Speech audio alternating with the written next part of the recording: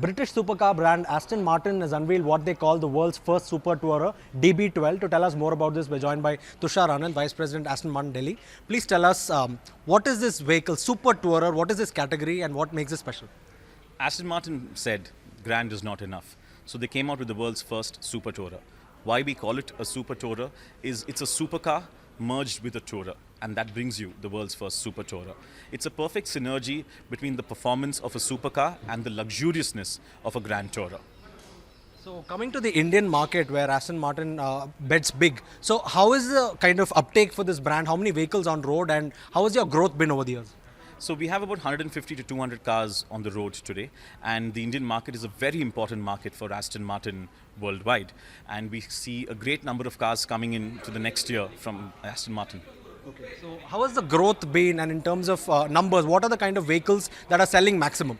So the DBX and the DBX 707 gives us the maximum amount of cars that we're able to deliver now. There's a great traction for SUVs in our country. As you know, India is moving to be more of an SUV-loved country. The DBX is seeing a great amount of traction.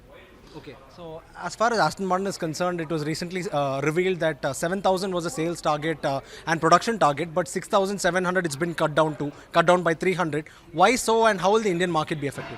So the Indian market will not be affected with these kind of constraints. We have a car for each person who wants to get their hands behind it.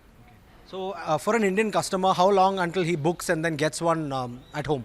So our legacy is to be hand-built cars, and we continue to maintain that. So any car will take you about 6 to 9 months to be built to delivered. And what about electric vehicles and the switch to sustainable vehicles? Is that a priority? Responsible luxury is something that Aston Martin is definitely caring about, and we should have the first EV between 2025 and 2030. So as far as cities in India are concerned, and also tier 2 cities, how do you see the demand between these two? So definitely there's a lot of traction from tier 1 cities, but we are also looking at a lot of traction coming in from tier 2. We have cities like Coimbatore and Pune, which have surprised us with the number of inquiries that have started to come in. Right. And also tell us more about the price, and tell us more about the options available for a customer.